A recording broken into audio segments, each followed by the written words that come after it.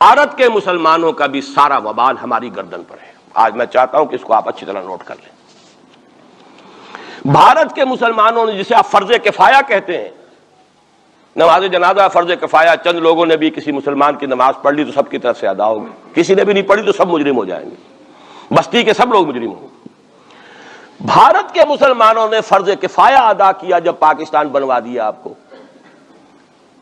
اور اس کی قیمت آج بھی وہ دے رہے ہیں۔ کھلے نعرے لگ رہے ہیں، مسلمان کے دو استھان، پاکستان یا قبرستان، تیسرا کوئی جگہ نہیں۔ ڈنکے کی چوٹ کہا بابری مسجد کے بعد ایل کے اڈوانی نے، ہم ساری مسجدیں گرا دیں گے ہندوستان کے اندر، کوئی مسجد باقی نہیں چھوڑے۔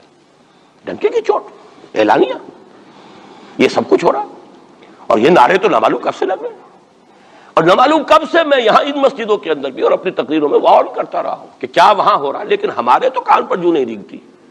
ہمارے تو وہی دھندے ہیں، وہی کاروبار ہے، اپنا بزنس ہے، اس کے سارے مسئلے ہیں، اس کی اپنی بلڈنگیں ہیں، اپنی موٹریں ہیں، اپنے ٹیلی ویژن ہیں، اپنے کئی کورسز کے ڈنرز ہیں۔ اللہ خیر صلی اللہ، ہمیں بحث کیا اسلام سے؟ تو بتائیے ہم سے بڑا مجرم کون ہوگا؟ آج جو کچھ ہندوستانی مسلمان پر بیت رہی ہے اس کا جرم ہمارے کندھے پر ہے۔ یہ میں جذباتی انداز میں نہیں کہہ رہا، میں تو دو اور دو چار کی طرح ثابت کر سکتا ہوں۔ انہوں نے فرض کفایہ ادا کر دیا، اور اس وقت یاد کیجئے مولانا ابوالکلام آزاد، مولانا مدنی، جمعیت علماء ہند کے علماء اپنے تقدس اور اپنے تدین اور اپنے تقوی کے اعتبار سے انکوسچنیبل، کوئی شک و شبہ نہیں ہو سکتا ان کی نیت پر اور ان کے تقوی پر اور کردار پر۔ انہوں نے کیا کہا تھا؟ یہی کہا تھا کہ یہ پاکستان بنا کر تم مسلمانان ہند کو 3 حصوں میں تقسیم کر دو گے۔ 3 میں کہا تھا، 2 میں نہیں، 3 میں۔ حالانکہ بظاہر تو ایک پاکستان بن رہا تھا نا، لیکن یہ مولانا ابوالکلام آزاد کے الفاظ تھے کہ 25 برس سے زیادہ یہ 2 خطے یکجا نہیں رہ سکتے، اور 25 برس کیا، 24 برس میں ٹوٹ گیا پاکستان۔ 25 برس پورے نہیں ہوئے، اور ان کے الفاظ تھے یہ کہ 25 برس سے زائد جمع نہیں رہ سکتے۔ 24 برس میں ختم ہو گیا، 16 دسمبر 1970 کو پاکستان ختم ہو گیا کہ نہیں ہو 71 کو۔ بہرحال نوٹ کرنے کی بات ہے، ہم نے کیا کہا تھا؟ میں بھی مسلم لیگی تھا، میں نے بھی نعرے لگائے ہیں، چاہے غیر شعوری دور تھا، ہائی اسکول اسٹوڈنٹ تھا۔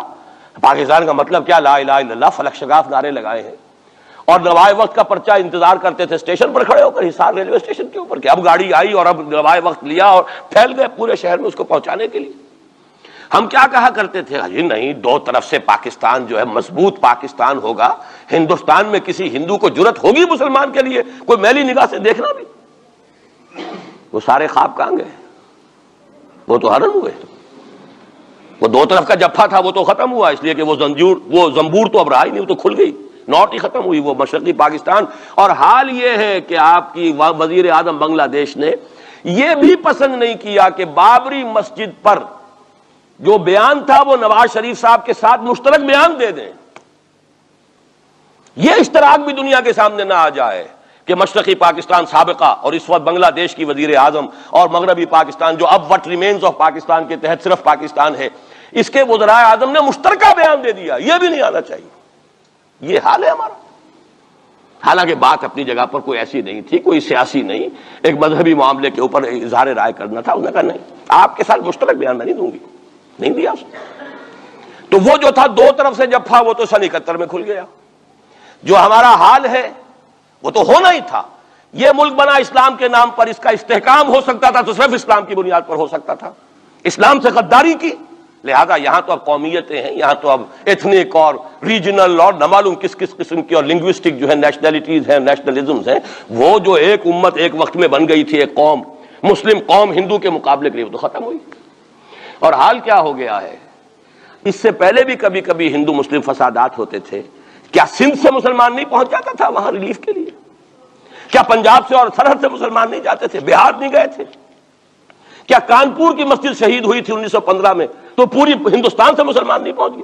آپ کیا کر رہے ہیں؟ مندر گرا دیے، یہاں بڑی بہادری کا کام کیا، مندر گرا دیے۔ شرم سے ڈوب مرنے کا مقام ہے یہاں بھی، گویا کہ ہم اپنے عمل سے اسلام کی مخالفت کر رہے ہیں۔ اسلام تو اجازت نہیں دیتا، آپ کسی اور کے جرم کی سزا کسی اور شخص کو نہیں دے سکتے۔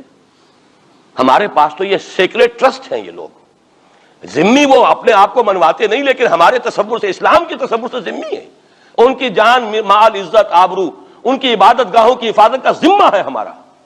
ایک بڑی بہادری کی ہے، ذرا سوچئے تو صحیح، کیا دنیا نے سوچا ہوگا، اور نتیجہ کیا نکلا؟ اگر کسی درجے میں بھی بابری مسجد کی شہادت پر کوئی دنیا میں کوئی رائے عامہ ہو سکتی تھی کوئی ہندوستان کے خلاف، ختم ہو گئی۔ جو انہوں نے کیا 10 گنا تم نے کر لیا۔ انہوں نے ایک مسجد گرائی ہے، تم نے اتنے 100 کہتے ہیں، پتہ نہیں مجھے تو معلوم نہیں 100 گرائے کتنے گرائے ہیں، بہرحال جتنے مندر تھے تم نے گرا دیے۔ فرق کیا ہے؟ ایک کردار ہے تمہارا، ایک ہی تمہارا اخلاق ہے، ایک ہی تمہارا معیار ہے، کوئی فرق ہی نہیں۔ بلکہ وہاں تو کم سے کم یہ تو رہا ہے دنیا کی آنکھوں میں دھول ڈالنے کے لیے، کم سے کم یہ کہ فورن منسٹری جو ہے اس نے ڈیزائن کیا، ہم نے مان لیا جی ہم نہیں کر سکے، ہم مجبور ہیں، حالانکہ سب ان کی اجازت سے ہوا ہے، بلکہ ان کی ملی بھگت سے ہوا ہے۔ لیکن یہ کہ کلیان سنگھ نے فوراً استعفیٰ دے دیا، منسٹری ختم۔ پھر وہ بھارت کی مرکزی حکومت نے اور بھی پارٹیز کو بھی بین کر دیا، اور اس کے بعد یہ ہے کہ انہوں نے حکومتیں بھی 3 اور صوبوں کی توڑ دی۔ وہ تو سرخرو ہو گئے پوری دنیا کی جو رائے عامہ ہے، ہم اس کے سوا کیا کر سکتے ہیں؟ ہمارا ایک دستور ہے، دستور میں جو بھی صوبائی حکومت ہوتی ہے اس کی اجازت کے بغیر ہم فوج بھیج نہیں سکتے۔ وہاں پہ صوبائی حکومت تھی، اس نے ہمیں یقین دہانی کرائی تھی، سپریم کورٹ کو بھی یقین دہانی کرا دی تھی کہ مسجد کو کچھ نہیں ہوگا، تو ہم تو اس کے اوپر ڈیپینڈ کر رہے تھے۔ ہے سب جھوٹ، سب کو پتا تھا جو کچھ ہوگا، اندر خانے ملی بھگت تھی، لیکن یہ ہے کہ کم سے کم انہوں نے فیس سیونگ کے لیے ان کے پاس مواد موجود ہے، آپ کے پاس تو وہ بھی نہیں۔ آپ کے تو اخبارات نے لکھا ہے کہ کارپوریشنز کے ٹریکٹرز جو ہیں گئے ہیں گرانے کے لیے، اور وزراء جو ہیں، ایک وزیر کا نادر پرویز کا تو نام آیا ہے، اخبار میں خبر تھی، ہم نے بھی پڑھی تھی، فوٹو بھی دیکھا تھا کہ وہ خود ہاتھ میں پھاوڑا لے کر جو ہے وہ منظر گرانے کے لیے چلے۔ یہ جو صورتحال ہے جان لیجئے، اس وقت میں آپ کو بتانا چاہتا ہوں ہندوستان کے مسلمان پر تو جو قیامت بیت رہی ہے بیت رہی ہے۔ میں نے اپنا ایک تاثر کچھ عرصے پہلے یہاں شاید بیان کیا تھا، رہا ہے میرا تاثر، اور وہ ہے اصل میں وہ لاسٹ سپر جو ہے انجیل میں جس کا تذکرہ ہے حضرت مسیح علیہ السلام نے جو آخری کھانا رفع سماوی سے قبل کھایا ہے اس باغ میں جہاں روپوش تھے اپنے حواریین کے ساتھ۔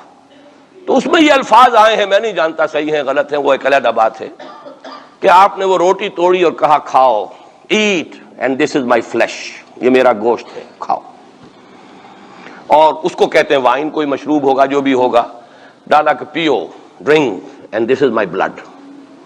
میرا احساس ہمیشہ یہ رہا ہے، اس کے بعد کچھ ماند پڑ گیا جب یہاں مسلمان نے یہاں مارا ہے اور کچلا ہے اور زندہ آگ میں جلایا، پھر بات ختم ہو گئی، میرے دل کے اوپر سے وہ احساس ختم ہو گیا۔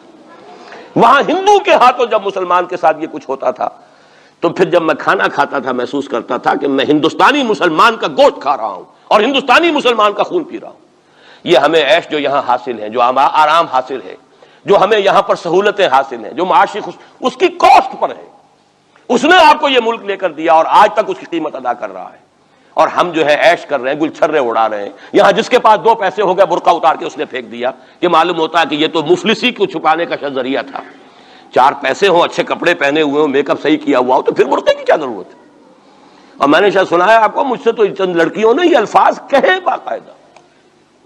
میں جب پریکٹس کرتا تھا لاہور میں کرشن نگر میں، تو ایک گھرانے کی، اور مجھے معلوم ہوا کہ ان کے والد انتہائی نیک تہجد گزار، کئی لڑکیاں تھیں بہنیں، ایک ہی تقریباً عمر 200 سے 1.5 سال کی، کبھی وہ آتی تھی کلینک میں میرے تو برقعے سمیت، کبھی آ رہے ہیں تو بغیر برقعے کے۔ تو میں نے پوچھا یہ کیا تماشا ہے آپ لوگوں کا، کبھی بغیر برقعے کے کبھی برقعے سمیت۔ صاف جواب دیا، میں ان کے الفاظ کوٹ اینڈ کوٹ میں ان کے الفاظ کوٹ کر رہا ہوں، ڈاکٹر صاحب جب ہمیں کوئی میک اپ کرنے کا، کپڑے بدلنے کا موقع نہیں ملتا تو ہم برقع پہن لیتے ہیں، اور جب ہمیں موقع ملتا پھر ہم برقع کائے کو پہن۔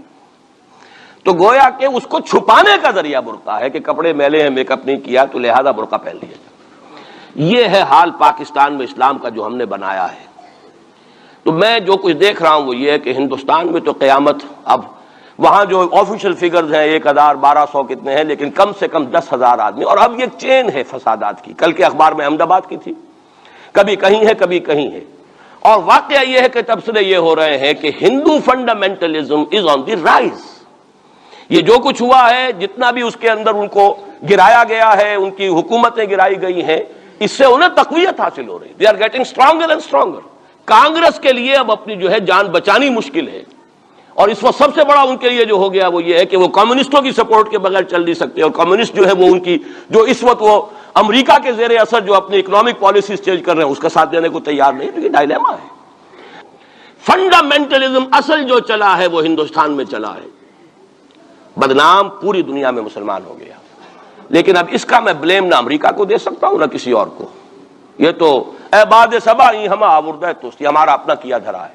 یہ 1925 یہ جو دوسری جماعتیں ہیں، وی ایچ پی ہے، وشوا ہندو پریشد، یہ اس کی ایک ذیلی تنظیم ہے، جیسے جماعت اسلامی کی ذیلی تنظیمیں ہیں اسی طرح کی ذیلی تنظیم ہے.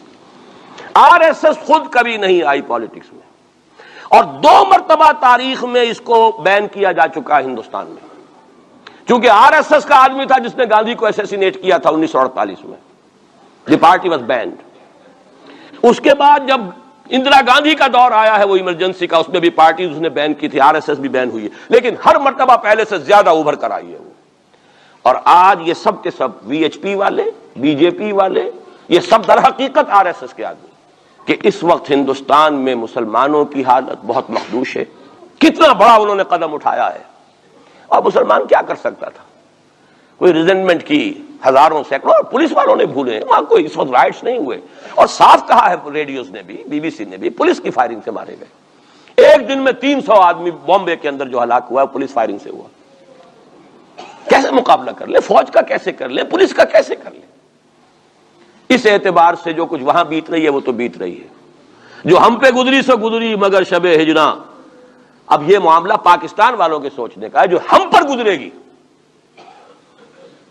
کچھ لوگ ہمارے ہاں بڑے دانشور بنے پھرتے ہیں اور بڑے شوق سے ارے ہندوستان ٹوٹ جائے گا. وہ تو ٹوٹے گا، لیکن اس کے ٹوٹنے سے پہلے تم پر جو آفت ٹوٹے گی اس کا تمہیں تصور نہیں. تم سمجھتے ہو کہ یہ جو لکیر کھینچی ہوئی ہے سرحد کی، یہ بچا لے گی، جبکہ اصل مجرم تم ہو، میں ہوں، آپ ہیں، جنہوں نے ان کی کوسٹ پر یہاں عیش کے اپنے ایوان سجائے ہیں، ان کا خون پی رہے ہیں یہاں پر عیش گاہوں کے اندر. ہم ہیں اصل مجرم. تو ہم در حقیقت وہ عذاب الہی جو ہے بالکل سر پر آ چکا. اور یہ میں بتا چکا ہوں کہ اول نمبر مجرم مسلمانان عرب، نمبر 2 مسلمانان پاکستان. لیکن قوم یونس کی طرح سے ایک امکان ہے کہ ہم ابھی توبہ کریں، روئیں، گڑ گڑائیں، فیصلے کریں، زندگیوں کو بدلیں. انفرادی توبہ جب تک نہ ہوگی تو اجتماعی کیسے ہو جائے گی؟ افراد کے ہاتھوں میں ہے اقوام کی تقدیر. ہر فرد ہے ملت کے مقدر کا ستارہ. ہماری بیماری کیا؟ وہ کر دے، میں بیٹھا رہا ہوں، میں تو اپنے دھندے، اپنی دکان، اپنا کاروبار، اپنی فرم، اپنا پروفیشن، میں تو اس سے نہیں لوں گا، اور لوگ کر دیں. بہت کریں گے، کوئی تھوڑے سے چندے دے دیں گے، بس بہت ہے. باقی ہمارے عیش، ہمارے کاروبار، ہمارے پروفیشن، ہم اس سے وقت کیسے نکال لیں؟ کیسے ممکن ہے؟ پھر کسی کے ہاتھ میں ہاتھ کیسے دے دیں؟ کسی کو امیر مان لیں، اس کا حکم مانیں. جبکہ دنیا میں جیسا کہ میں نے عرض کیا، وہاں کیا ہوتا ہے؟ آر ایس ایس کے اندر اگلا امیر بھی وہ منتخب نامزد کرتا ہے پچھلا امیر، اور اپنے پاس رکھتا ہے ڈکلیئر کر کے کہ میرے بعد یہ ہوگا، تاکہ ٹریننگ اس کی زندگی میں لے لے. اور نظم چل رہا 25 لاکھ اس وقت ان کے والنٹیئرز ہیں پورے ہندوستان کے اندر.